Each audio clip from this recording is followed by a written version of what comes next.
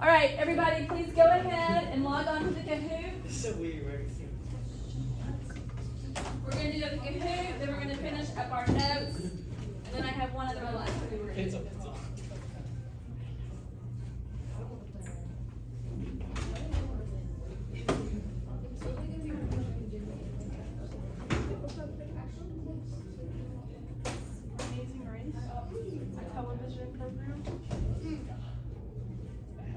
I'm waiting on about 10 more people to get on the Kahoot. You man of honor.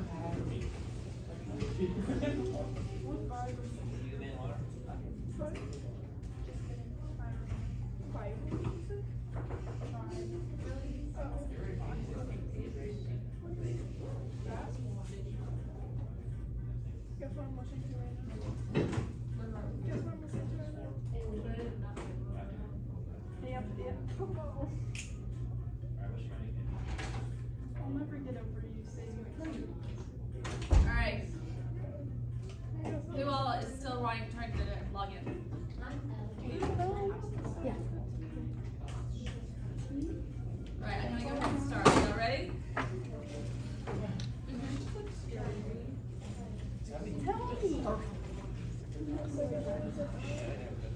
Okay, let's begin. Oh, I'm not in. This is a review of our last PowerPoint notes. Repeat that. A producer decides to use agents to get his product in the market. The producer is using what?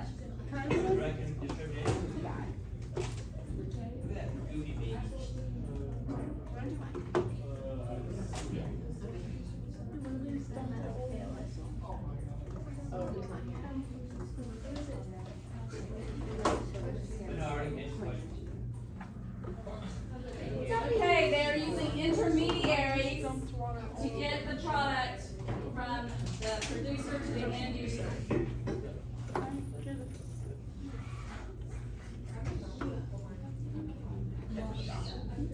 This is the channel that goes from producer to consumer.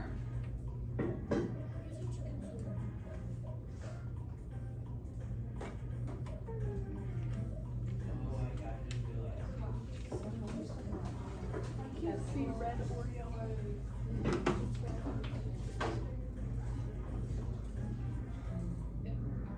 That would be a direct channel of distribution. Through how, where, and when a product gets to the final user is which P?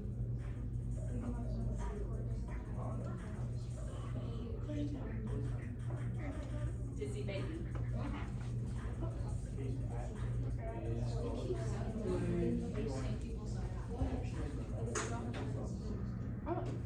The answer is place.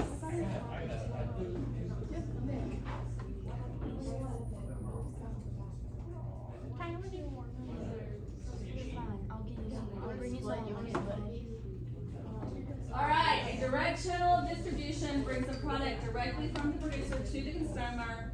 An example would be farmers market. Oh, I know. True or false? True.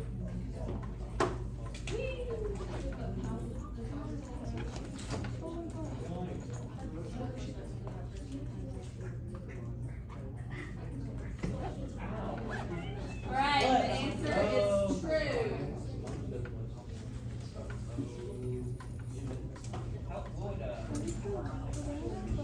Okay, Top Wheels buys thousands of different brands of bikes from the Colorado Mountain Bike Company and sells them to local stores.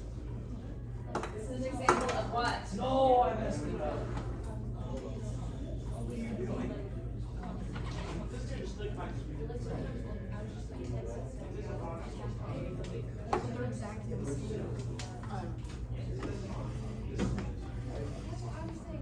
Alright, that's an example of a wholesaler, because they're buying a whole bunch of different brands from one producer, I should say models, and then they're selling them to different local retailers.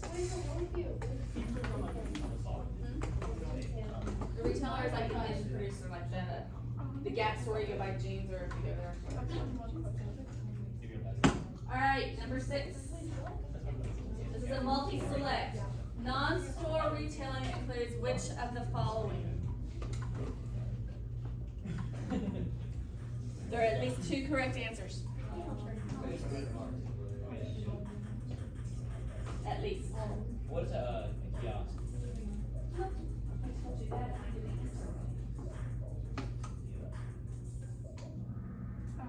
Okay, the correct answers are online via website or catalog. Facebook Marketplace is not a retailing situation, that's people selling their own used goods to other people. And the kiosks are like the little pop-ups you see in a mall or at different little parks and stuff where they sell like life. The final intermediary in an indirect channel that sells products to consumers is the final one. That be a sales agent, a wholesaler, a producer, or a retailer. Please brain, go away. Girl, why are you That would be the retailers, where the consumers usually buy their products. I flipped the one that you were getting. And our last question, which of the following is an example of an intermediary? Manufacturer, sales rep, agent, consumer, telemarketer.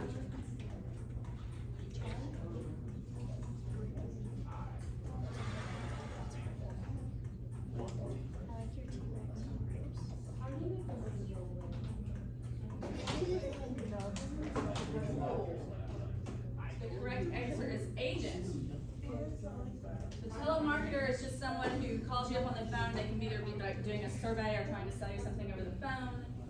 The consumer is the buyer of the product. The manufacturer sales rep is a employee of the producer, so they would not be a intermediary. All right, our winners are.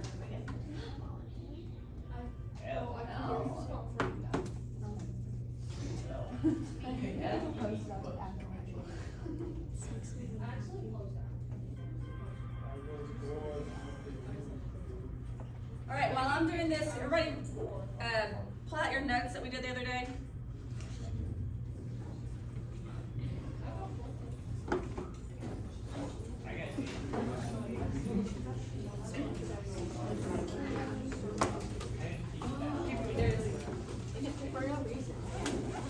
All right, everybody get your notes out. We'll do that over Actually, the only one thing I think is good is because I didn't take my medication.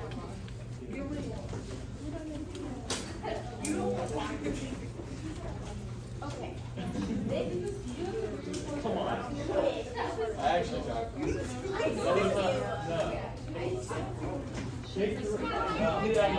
He was trying to say it and he just dropped it. Come on.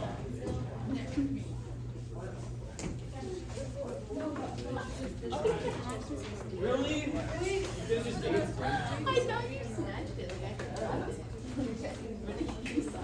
What? All right, everybody get your notes out. Oh my god. I didn't do that. I have the best play in the book. I did not participate.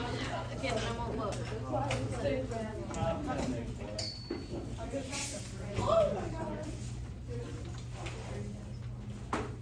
Oh, headphones out.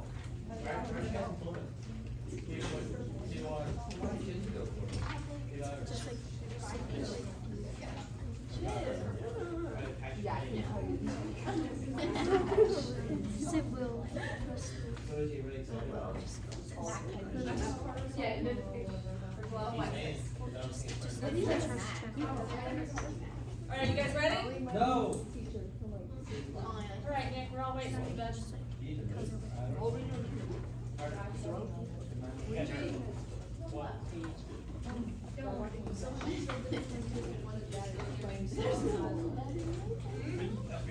So you can do school. Yeah, because you just. Starting at part 2. Watch your nose. Okay, physical distribution is.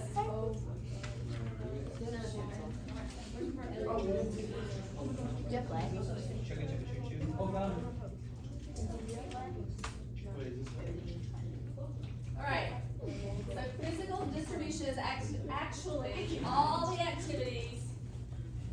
make sure that the right amount of product gets to the right place at the right time. So it's not just about getting the product from the producer to the end user, it's doing it in a way that the right amount gets there, it gets there at the right time, and at the right place. This is also known as logistics. And you can see in my third bullet point there, it's the third largest expenses for business, so it is a focus in all operations of companies, because if you can manage this aspect of your business, you can maximize your profits. The process involves taking the orders, transporting the physical goods from place to place, storing it. You need to store it at the beginning of the channel, then throughout the channel until you finally get to the end user, stock handling, and inventory control.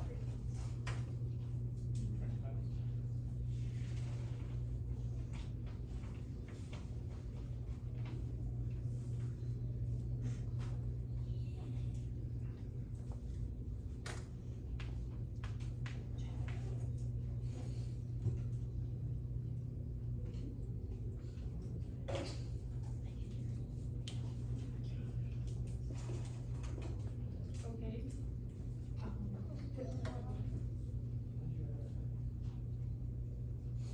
And it's the third largest expense, like I said. So it's really important that companies understand the whole process and are in control of it so they can manage the cost. All right, there are 5 basic modes of transportation, or modes of transporting goods. Can y'all guess what they are? Shipping. Think about it. How else do you transport stuff? Trains. Planes. Planes. We got ships. We got ships, planes, and trains. We're missing 2 more. Trucks, and the last one's the hardest one. What? Satellites? No. Charter. Oh, a rocket Yeah, ship. bro. We got ships. No, no, like rocket, like they go. Rocket ships. Oh, rocket league. Not really spaceship. Yep. Pipelines. Very good, Monty. High- All right. So these are the 5 main modes of transportation. And by transportation, we're just talking about the movement of the product from place to place. The full spectrum is from producer to end user, but there's wholesaler in the middle, retailer. Wait, do we have to write that down for Distribution. So, I'll show you.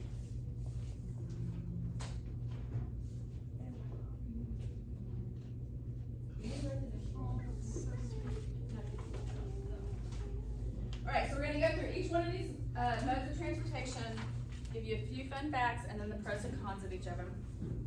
And then we'll talk about storage and Like, inventory. distribution.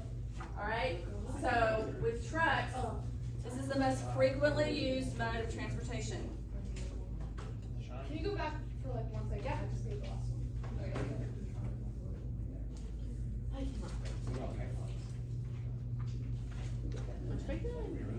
All right, so trucks are the most frequently used, and think about it. They are the only means that you can go and get product to either like the rural America or in a city. Trucks can go basically anywhere there's a road at, for the most part. There are some roads that are excluded from trucks. But then what happens then is they just take the big semis and they get smaller transporting trucks to take stuff there. All right, they're regulated by the state and federal. Things they regulate are like how many hours a driver can drive, how many hours of rest he has to have between shifts. They also regulate like some of the goods that can be transported. So the biggest advantage of trucking is that it's quick and it's flexible. It gets the products closest to the end user than any of the other ones. The disadvantage is that it's more costly than either rail or water. It can be impacted negatively by traffic and weather. And obviously there are size restrictions and weight restrictions that how much a truck can carry.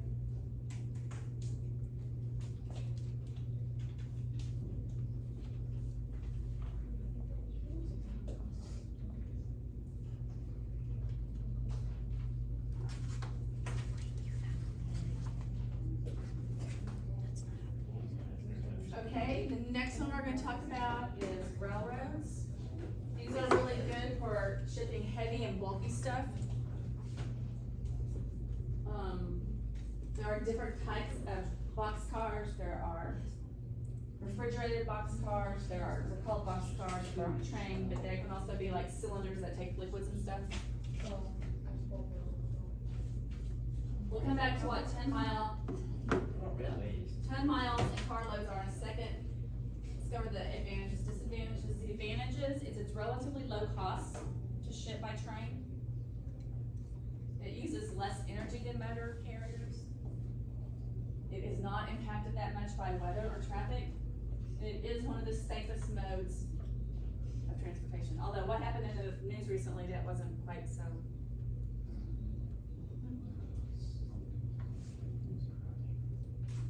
In East Palestine, Ohio, a train went off the rails and they had a huge environmental. Hey, how's it in Palestine in Ohio? East Palestine is a town in Ohio. There is a country Palestine, but this is just like. Yes, Gabby? Seldom, like rarely. Okay, and then the disadvantage of railroads are its flexibility. You only ship from one rail yard to the next, right? Once you get to the end point of that rail yard, then you have to have trucks come in, offload it off the train, load it on the truck takes it to the next piece of the part of the definition or destination. Okay, two vocabulary words you need to know are 10 miles, and this is the limit of 1 ton of freight per mile. And it's how they figure out the cost of movement. And then the second one is carload, and this is basically the pounds of freight that can be put into a boxcar.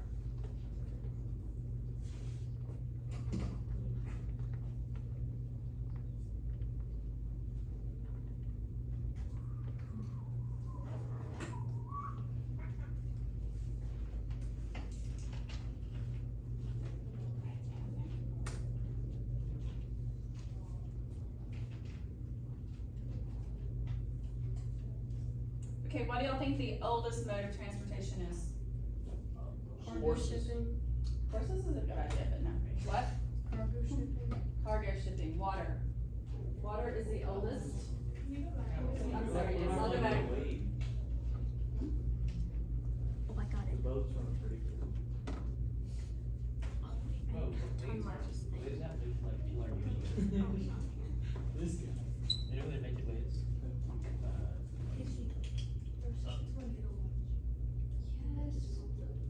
Are you serious? Oh my god. Alright, you ready?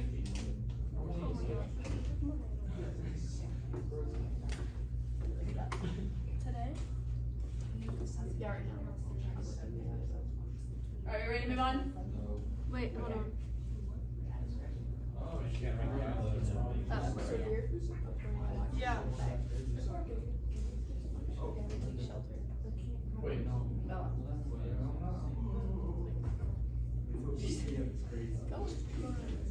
Alright, I'm going on.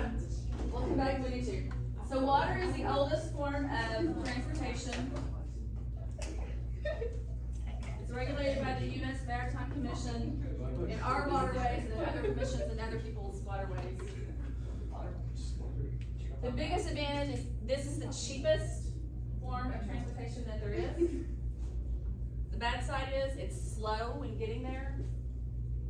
It like railroads, it has specific drop-offs and pickups. It always has to be at a port, right? You can only get from one port to the other. And then it also is impacted negatively by weather and also seasonal. Certain seasons, like winter, it's really hard in certain seas to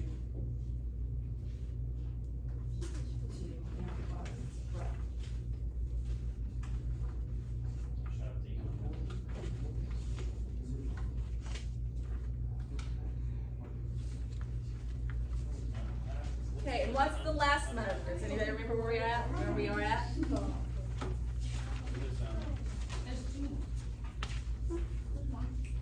Oh, no, there's two, sorry. Alright, you're right. You pipelines. These are only used for like oil and natural gas.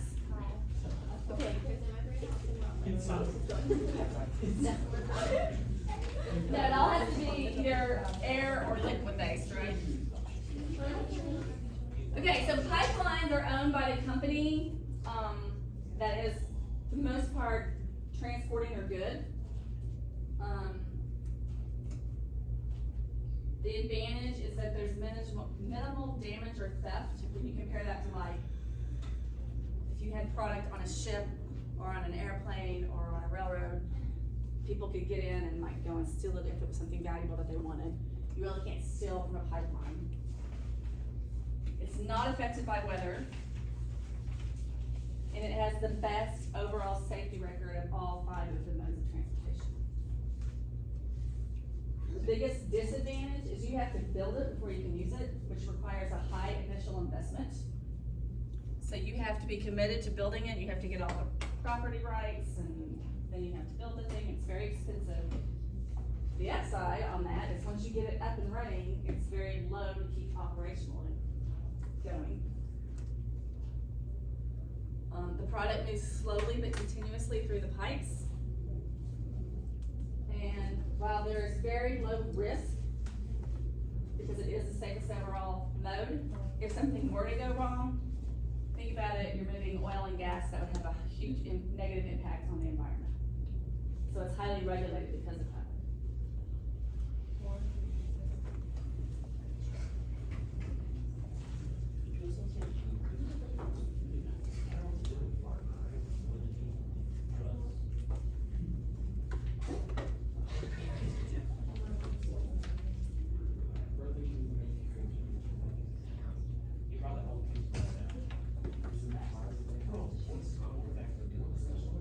Okay, the last node we're going to talk about is air travel, or air cargo. This is used in less than 1% of the time because it is very expensive, which is one of the disadvantages of it. So when you're going to use this to transport your good, one of these 3 things needs to be happening. You need to have a really high value product that's low in weight and it's time critical. You don't have to have all 3, but obviously if you have all 3, then air transportation is a good option for you. Otherwise, you might consider using a different mode of transportation because of the cost. The advantage is that it's very speedy. Obviously, you get something there within hours. And because of that, you don't have as much storage cost involved because you're getting it to the retailer and the end user quicker. So your inventory and storage costs go down. The disadvantage is obviously it's a lot more expensive and it is negatively impacted by mechanical problems and weather, which we'll see in a minute.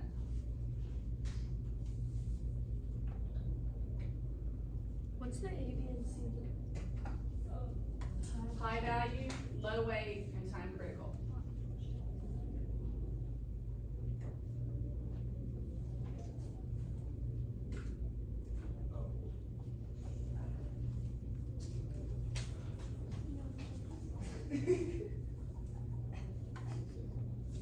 Okay, I realized that I left off one little section of notes, so on this next one, on page 5 at the bottom of the page, there's a section down here that's empty, so you just write down your notes and I'll tell you what you need to write.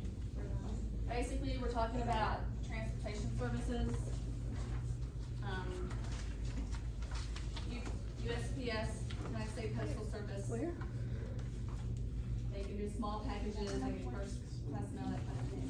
Then you have express delivery, which would be like FedEx and UPS. Was it? Well, this is the government run postal service, right? These are private. This used to be all that was there, and then the private ones saw that there was a need that wasn't being met. So they came in and they've taken over a big chunk of that, but the biggest difference is,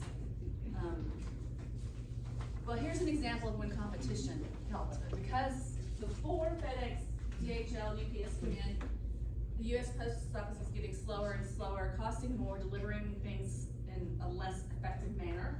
But because UPS and FedEx came about, then companies started using that service a lot more because they could track it better.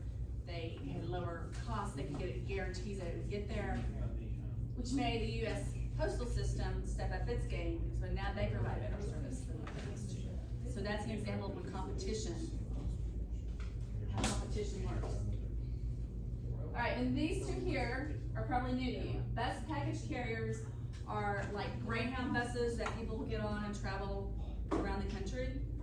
Their their capacity has maintained, but their volume of people who want to use that as a mode of transportation has gone down. So they have basically added on to their service, like small, 100 pounds or less usually, carrying freight. So if you had to get something to someone, you could use that as a way of getting it. Excuse me, and then freight forwarders refers to the part of the industry where you're kind of a broker of packaging that has to go between places. So here's a good example. If you were moving from Atlanta to Dallas and your house only filled up half of a moving van, you don't want to pay for the full moving van. What you would do is you'd go through a freight forwarder, tell them how much space you needed in a moving van, and then they would find someone else who was moving from Atlanta or maybe Savannah to Dallas, and then they would combine those two. So what they do is they take different businesses and take the size of their cargo and combine them and get them to the end destination. So that you're maximizing the value of the truck and lowering the cost, because if you have to rent a whole truck out, you don't need it.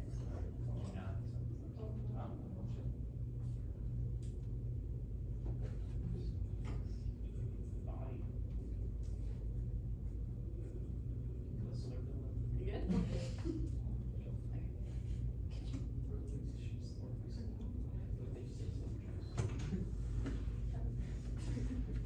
Okay, then when we talk about storing goods, there's the storage, which is actually how you hold the inventory. And then inventory is actually the goods. So you always hear them kind of always talked about in the same breath when you're talking about distribution stuff, but they are two different things. And there are three primary costs involved in storing goods, and that's the space to store it, the equipment needed to move it around, and the personnel to help manage the process.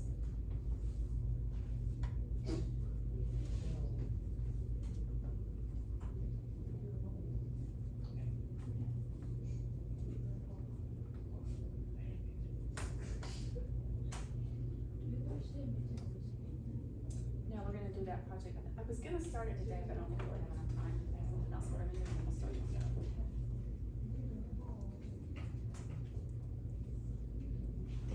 Okay, and then the last terminology that you'll need to understand are private warehouses where What's the last one on the last page? personnel, space, equipment, and personnel. Then when we're talking about storage, we're talking about warehouses a lot. There are private warehouses where the company builds its own warehouse for specific reasons. Security, climate control, location. These are costly to build and maintain for a company. So then you have the flip side of the private would be the public, where they have some of the same features as the private, but you have different companies that will go in and rent out a part of the warehouse to store their stuff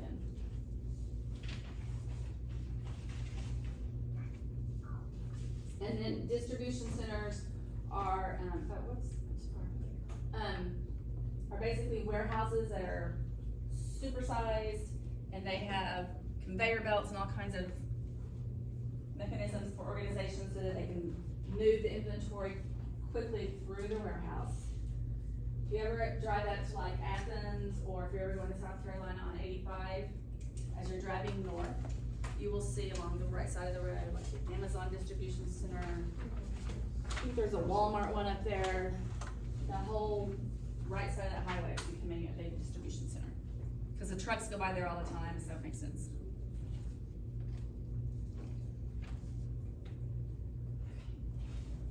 And then I know you guys think far thing.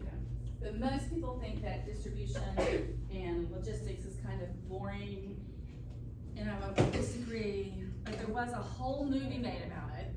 We went through like 10 minutes, and we're gonna do a preview of that.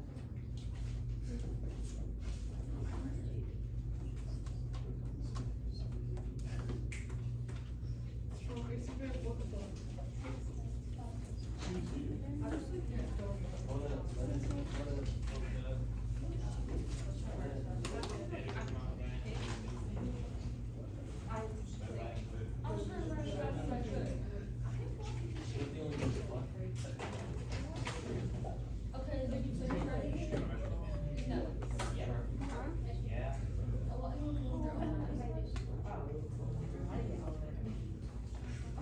Alright, so we talked about carriers.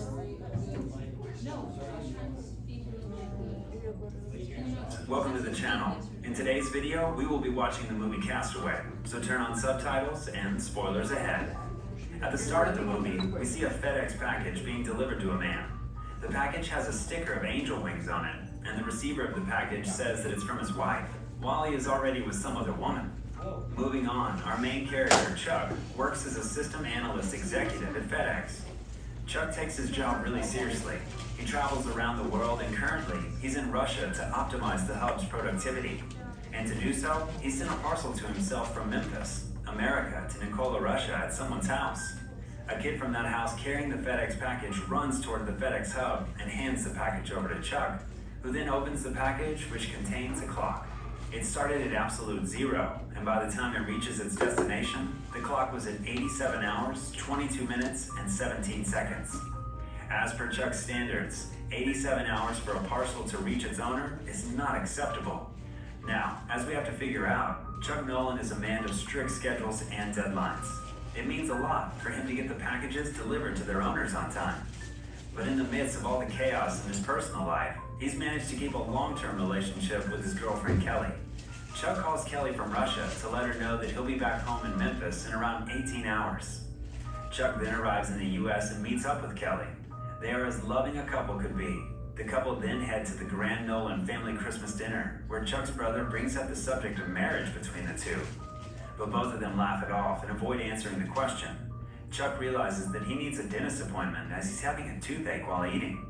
Then suddenly he checks his pager while Kelly's looking at him. They both look at each other and Kelly knows what's going on. Chuck needs to leave for work again, considering that it's the holidays. And given how committed Chuck is to his work, he plans to go. Kelly accepts this and tries to compromise by asking him to be home before New Year's Eve, which Chuck agrees to. At the airport, Kelly gives Chuck an old watch, a family heirloom, as a Christmas present. Chuck gets touched by Kelly's gift, and before leaving, he hands her a little box which she believes to be a ring. Chuck then tells her that they'll open it together on New Year's Eve when he returns, and goes to catch his flight. Chuck then flies alongside 4 flight crew members to Malaysia. A few hours into the flight, they run into a storm. Chuck hears the pilots talking about losing all radio coverage, and after that, something in the plane explodes, which leads to a heavy turbulence in the flight. The plane starts to lose control, and one of the pilots, while trying to get Chuck to his seat, hits his head pretty badly. Chuck sees the ocean getting closer, and the plane crashes into the Pacific Ocean. The plane gets filled with water, and soon Chuck starts to drown. He uses the emergency inflatable life raft given to him by one of the pilots. With the help of that raft, Chuck manages to get himself afloat, but the weather is bad, and strong ocean waves start to hit him. It's a situation of life or death for Chuck. Luckily, Chuck survives and finds himself ashore on an uninhabited island.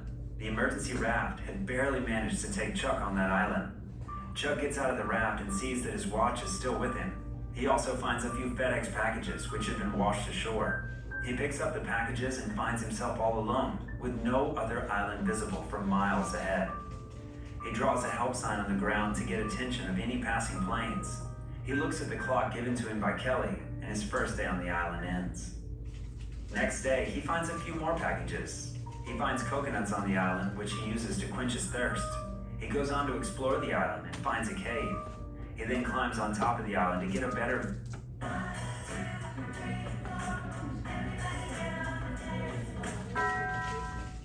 I've been looking for a product like this my whole life. I wear this product putting it on, looking in the View of everything. From above, he sees something in the water and quickly goes down to see what it is. But to his surprise, it's the dead body of the pilot who tried to save him. Chuck digs a burial place and places the dead body of the pilot inside it. He gives a resting place for the person who tried to save him. And soon, his second day also ends with him going nowhere out of that island. At night, he keeps looking at the picture of Kelly inside the watch she gave him. On the third night, he sees a ship far away from the island. He calls out for help, but he's too far away for his voice to reach the ship. He flashes the small torchlight at the ship, but it is also of no help. To save his life, Chuck packs his things and rides the damaged raft in hopes of reaching the ship. But the tides are way too strong and he gets thrown into the water. His leg gets cut on a coral reef and he screams out in pain. Defeated, Chuck goes back to the island and it starts to rain heavily. To shelter himself from the rain, he enters the cave which he discovered a couple of days back. Inside the cave, Chuck finds a small water stream and starts to drink from it. Exhausted by the day, Chuck falls asleep and the small torch also loses its power. Next day, he opens the packages in hopes of finding anything useful. In one of the packages, he finds a volleyball. He also finds a pair of skating boots and a dress. With the help of the boot, he can now cut coconuts easily, and he uses the dress to catch small fishes. He opens up all the packages except for one package which has a sticker of angel wings on it. Chuck keeps the package unopened to keep it as motivation for him to stay alive and deliver the package to its rightful owner. He finally fixes himself a small tent and tries to light fire. He tries for hours and hours but gets no success. He ends up getting a cut on his hand which finally breaks him. He throws everything in his sight and shouts at the top of his lungs. A few minutes later, he finds his blood-stained handprint on the volleyball. Chuck makes a face on the volleyball and sets it in front of him to make it look like he wasn't alone. He starts to talk to the ball, and after a while, he finally manages to light a fire. Chuck gets happy and starts to dance around the fire. He finally had something to be positive about. He cooks a crab on the fire and eats it, all while talking to the ball. He names the ball Wilson, as it was manufactured by Wilson's company. Next day, he gets severe pain in his teeth. He uses the skating boot and a rock to get his teeth out, but loses consciousness in the process. It's been 4 years since he has been stuck on this island. Chuck isn't the same as he looked 4 years back. His hair and beard have grown massively, and Wilson has also changed a lot. In the time he had spent on that island, Wilson has become an important part of his life, which has in a way kept him going. One day when he's sleeping in the cave, he hears a noise, and when he goes out to check, he finds a broken piece of a plastic door and brings it with him. Chuck looks at the broken piece of plastic door, thinking about what to do with it. Finally, Chuck gets an idea of what he can use it for. Chuck has created a monthly chart to calculate the time. They are currently in February, and Chuck tells Wilson that they are getting out of there in April, when the sea waves will be in their favor. Chuck plans to get out of the island in 2 months. Chuck starts to prepare a wooden raft to get out of there. He also makes ropes out of tree skins and uses those ropes to tie the woods together. When he is out of those ropes, he uses the cassette reels to tie those woods. But he still needs more rope. He goes on top of the island to get more rope for the raft. Here, we see that in 4 years, Chuck had nearly given up on his life, and he was contemplating suicide. However, he didn't, and now he uses the rope and fits the plastic sheet in his raft in a way that would help the raft sail. The time has finally come. Chuck writes a message on a rock before boarding his ship with Wilson. He starts to row the raft to save itself from the strong waves. He fights with the waves and manages to keep the raft afloat. Chuck thinks that he has overcome all the problems. He is happy, and he spends more days on that raft in hopes that it will sail him back to his home. But he doesn't know that more problems are coming his way. He doesn't have a drink of water, and he doesn't have food to eat. So he drinks the rainwater collected in his raft, and he starts to catch fish to eat. Then one night, it starts to rain heavily, and Chuck holds onto the raft for his dear life. When the storm clears, the raft is in very bad shape, and Chuck cannot find Wilson. He cries out for the ball, which has been his only friend for over 4 years. Chuck starts to panic, and then he finally sees Wilson floating a little far away from the raft. He jumps into the water to save Wilson. He reaches out with his one hand to get to Wilson, with the other trying to keep a hold of the raft. The rope to the raft keeps getting out of his hand, so Chuck has to stop to get it back. But in all this, Wilson has drifted further away from Chuck. He desperately tries, but he just cannot reach Wilson. In the end, Chuck loses hope of getting him back and cries out in pain of losing the only friend he had in the 4 years he spent on that island. Wilson is lost and the raft is broken. There seems to be no hope for Chuck. Chuck gets sick and cannot even move. A whale sprays water on him and we see a ship passing him by. Chuck finally opens his eyes and turns back to see a huge cargo ship passing by. After all the troubles and misfortunes he suffered, Chuck finally gets saved. 4 weeks later, Chuck is flying to go back to his home and meet his family and Kelly. His friends tell him that everyone had thought he was dead, and so they held a funeral for him. After landing, he gets to meet a person who he doesn't seem to recognize. The person then introduces himself as Kelly's husband. He tries to explain that Kelly was too emotional and confused to see him. Chuck stays there silent, without knowing what to say or do. The love of his life, who he kept in thought while surviving on that island for more than 4 years, had married someone else. His friends and family hold a party in celebration of his survival. After everyone leaves, Chuck looks at a lobster, which makes him think of the crabs he ate while on the island. He also looks at a lighter, which reminds him of how important fire was to him. Chuck can't even sleep on his bed. He lays on the ground, staring at the same watch which Kelly had given him years back. Even though she had married someone else, Chuck needed closure. So he takes a taxi to Kelly's house. Just as Chuck is about to ring the doorbell, Kelly opens the door and invites him inside. Chuck wants to say something, but Kelly immediately hugs him.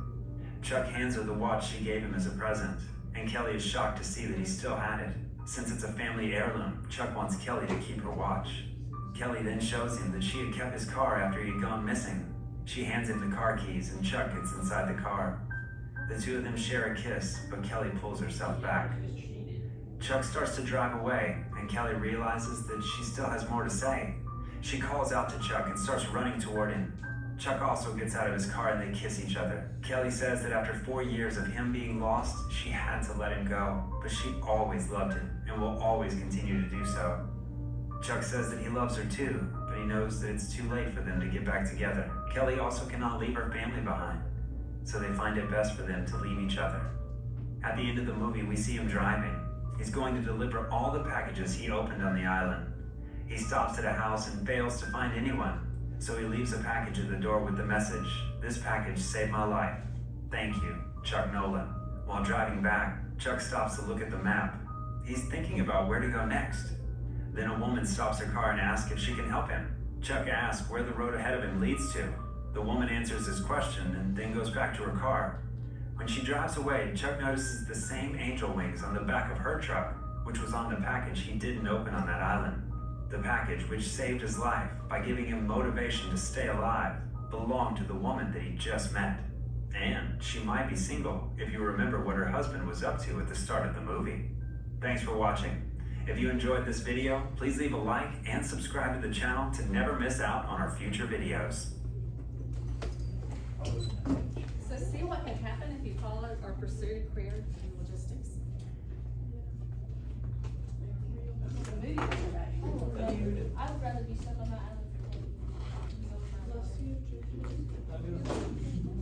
Alright, you guys, we'll do the Amazing Race thing. We'll start on Monday. Got it.